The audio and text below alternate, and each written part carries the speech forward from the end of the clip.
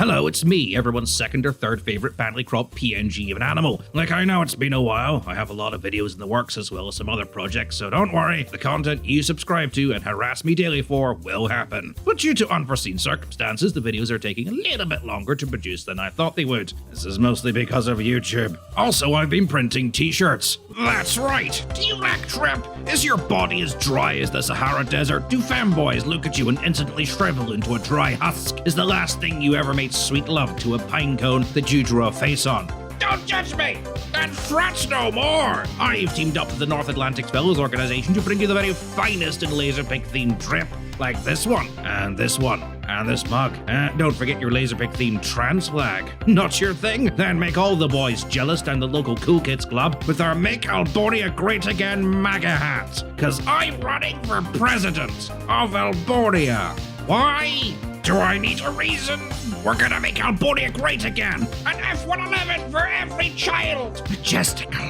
And don't forget, I make no money from this! That's right, baby! By buying this Laserpick themed hoodie, I make absolutely zero money! All of the profit goes directly to various Ukraine charities and causes, like this current drive to buy rehabilitation equipment for the Children's Hospital in Rivne. Buy now while stocks last, because when this war ends, all of this is gone! We're adding more designs all the time, so if you don't even like what you see, then, buy something anyway, because, artists take a long time to do this kind of stuff, okay? Doesn't just happen overnight. Anyway, in order to pass YouTube's hatred of anything that doesn't conform to Middle America's Suburban Christian Mothers Association's strict guidelines, and to bridge the lack of content gap, I present a brief overview on the current situation of Ukraine, stripped of anything fun and exciting that YouTube bots don't like, and presented in the most bland and boring way possible. That's right, we're doing it Piran style. I mean, not totally Piran style. I tried to do his accent, but, G'day mates and people in the greatest country in the world, Australia. I'm Australian and that's a kangaroo. I'm gonna open this tinny and get wanked on Hypnol. Let's put a shrimp on the barbie.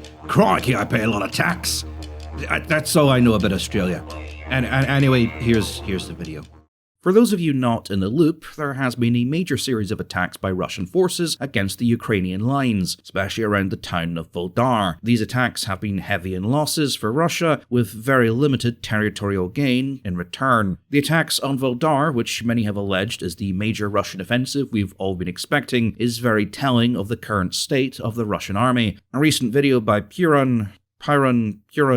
Australian PowerPoint man, discuss the relative strengths of Russia, its heavy advantage in technology, numbers, artillery, and aircraft, and that it's gradually fixing its logistical issues. Strongly suggested that the worst of the war is not yet over for Ukraine, and many have seen this assault as evidence of this. This is flown in the face of the common narrative that Russia is basically running on empty, digging equipment out from storage that hasn't seen the light of day in over 40 years, and throwing hundreds of thousands of conscripts with moldy and rusty AKs onto the front lines to try and hold back the Ukrainian advance. And since Piran's video, there has been a certain reality check imposed on the community, and a feeling of impending doom and general hopelessness. This has been seized on by the Vatniks, who constantly like to remind us that Russia is one of the largest countries in the world, and in terms of sheer raw manpower, the resources they have compared to Ukraine might as well be considered infinite, and that Ukraine is only delaying the inevitable. And with rumours of a second planned major offensive sometime in the summer, many believe that Ukraine was sitting on borrowed time. But then the assault on Voldar happened. Both myself and many like me dismissed this as any kind of major attack, as it honestly just looked like a group of drunk Vatniks who took a wrong turn and ran into a minefield. It later transpired that this was indeed the major offensive we'd all been expecting. Assaults were reported the full way along the line as Russian forces advanced almost completely unsupported in single-file columns, bunched up around the middle,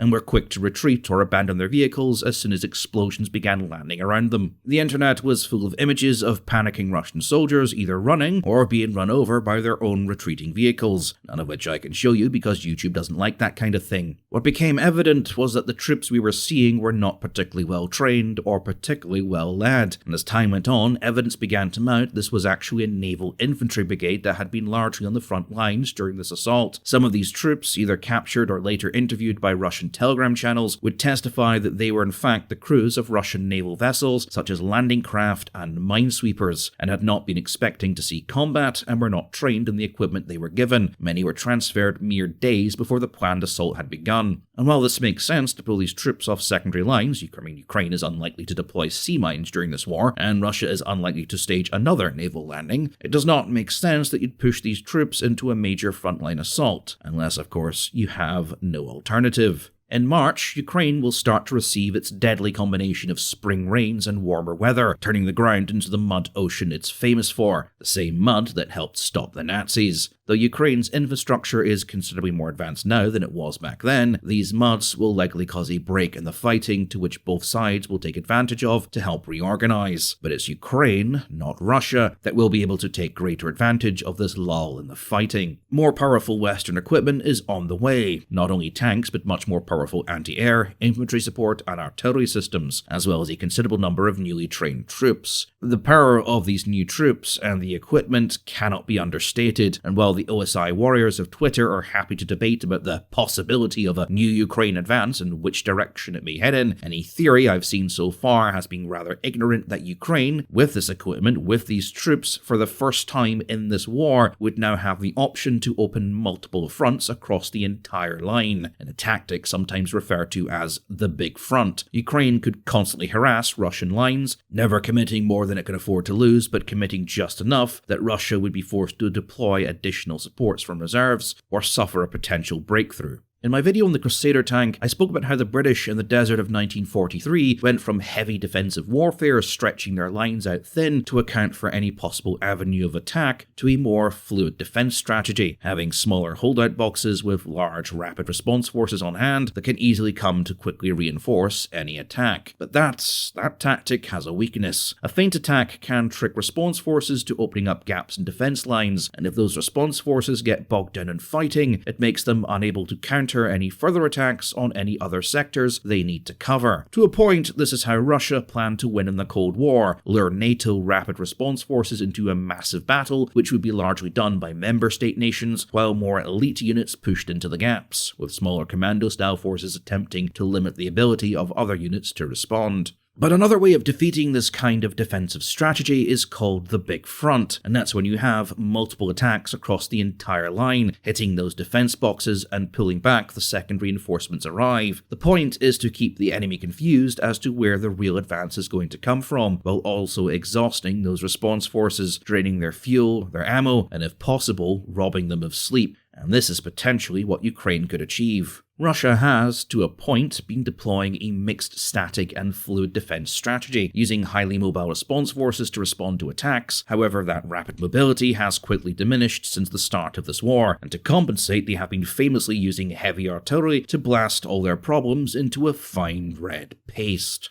And for a time, this strategy has been working, as Ukraine's ability to deal with this artillery dominance was limited, and Russia has been able to adapt to everything they tried. But this hold is weakening. Ukraine has begun to even the field in terms of counter-battery. Russian counter-battery is able to detect when and where Ukraine's artillery fires, but it takes them on average 90 seconds to return fire. Ukraine is able to pack up and move artillery within 40 seconds. Even the older towed artillery they are still using, and have resorted to using mortars for infantry support, which Russia counter-battery systems have trouble detecting. This has allowed what remains of Ukraine's artillery to concentrate almost entirely on counter-battery, which has led to a significant loss of equipment for Russia, who are in danger of losing that RT dominance in key areas. As these rains come and that war turns back into an artillery duel as it did over winter, Russia's ability to rapidly move artillery units, known as Shut and Scut, will become diminished, as the areas in which RT tractors can operate in drop significantly. Thus, Russia may be forced into an uncomfortable situation where mobile guns have to fire once and then move quickly, and the ones that can't will either have to be abandoned after being fired or remain silent. And this will limit their ability to rely on mass artillery for support and force them to enter a counter-battery duel with Ukraine.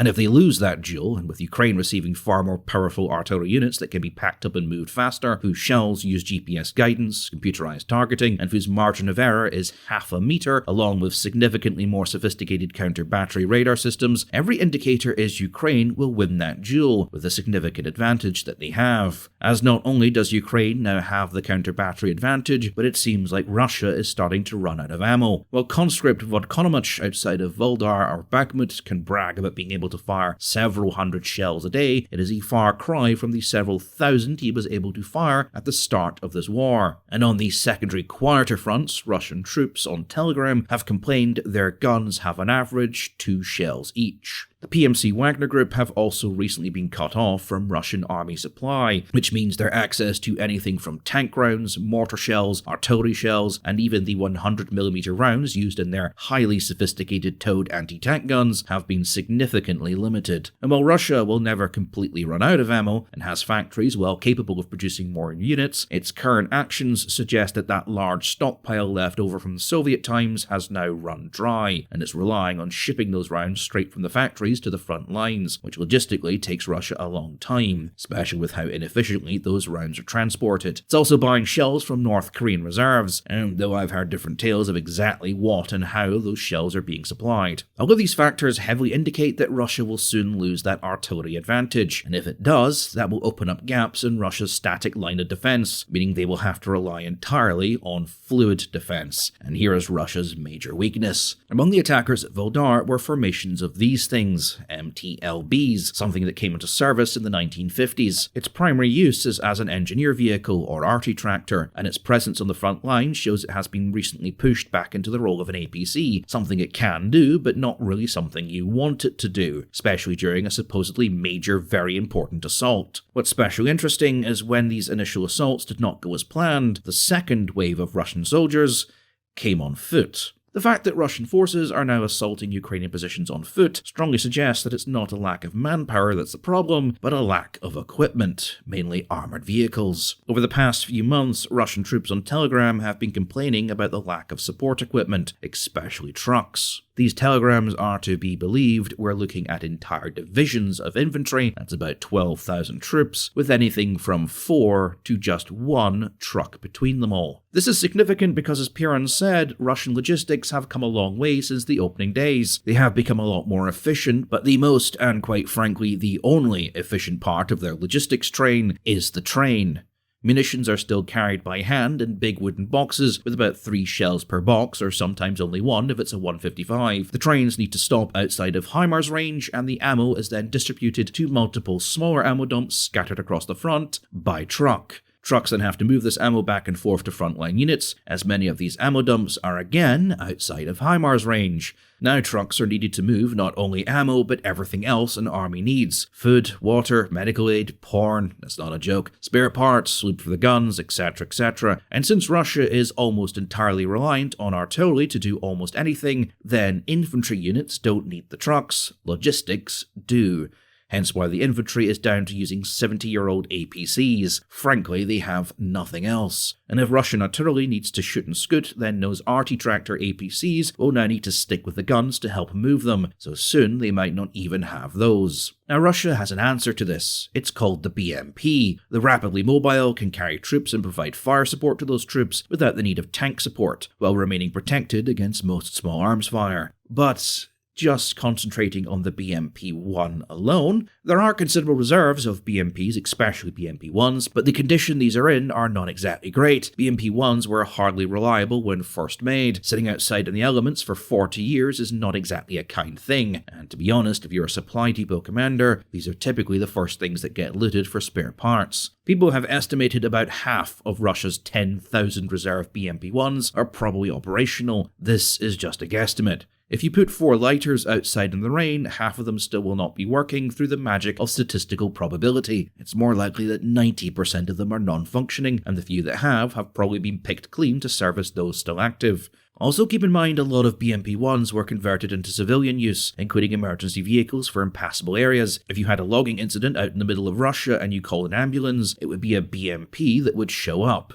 which is quite frankly badass. They are also incidentally used for fighting forest fires. A number were also sold to Russian PMCs like the Wagner Group pre-war, or to foreign governments like the Assad regime in Syria. So exactly how many of these 10,000 BMP-1s are still there and operational is unknown. Now, Russia has lost 297 of its initial 750 BMP-1s, and while that still leaves a considerable pool of BMP-1s, more than enough to suit Russia's current needs, it would be wrong to think that for every one BMP they have, that equals one on the battlefield. The BMP-1 is used a lot by Russia's internal Ministry of Affairs, as well as Putin's internal security forces, and those units are not going to give up on their vehicles save for a direct order from Putin himself, and so far that order has not come, nor is there any indication that it will ever. They are also in use by police forces, military police units, and even prison guards. Before the war, the number of BMP-1s these units had totaled 536, leaving the Russian army with, statistically, just 14 operational BMP-1s, accounting for current verified losses. So exactly how many of Russia's remaining 550 BMP-1s are combat capable and on the front lines remains unknown right now. Now, I'm not suggesting Russia has completely run out of BMP-1s or that they really do only have 14 left, but it does give you an outline of the problem Russia is facing. 2 new massive tank repair facilities recently came online in Russia with the intent of bringing up to a working condition any tanks Russia has in storage.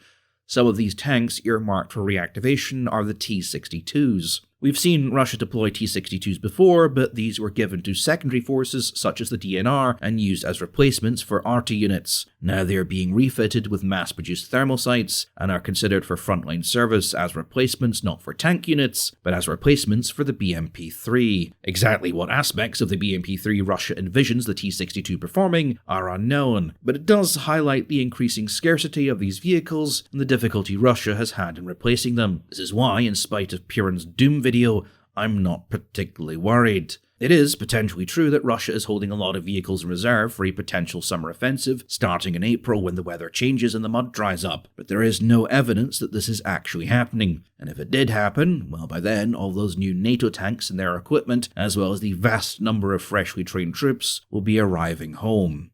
Ukraine could potentially have the option to go on the offensive, not in one location, but across multiple fronts simultaneously, and Russia's ability to deal with that will be limited. Though Ukraine could take heavy losses, this could be the final push that wins them the war.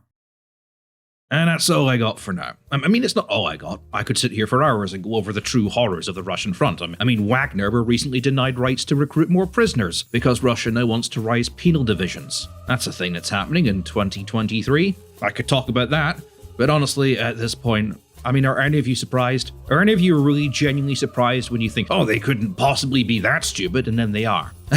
How many times has Russia brought a new low to their reputation this war? I mean, do you know how hard it is to sit here and keep coming up with reasonable explanations to Russia's blatant stupidity? I mean, these attacks at Vodaril, I'm not joking. I've seen better tactics from World of Tanks players. How do you describe that?